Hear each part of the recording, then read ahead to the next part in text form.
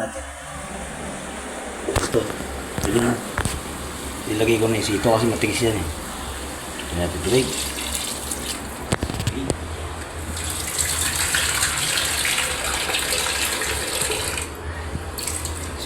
Sinabay ko na yung sitaw. Yeah. Matigas kasi yan. Medyo maano. Para pagkakulo no. Ano sa basil na ng manok.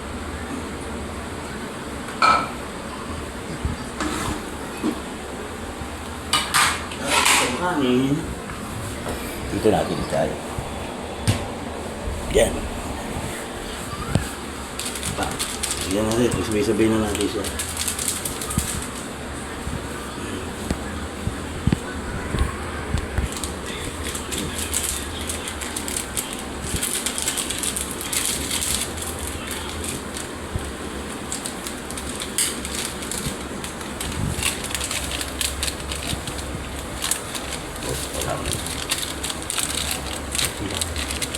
Ano ba nabigay na 3,000?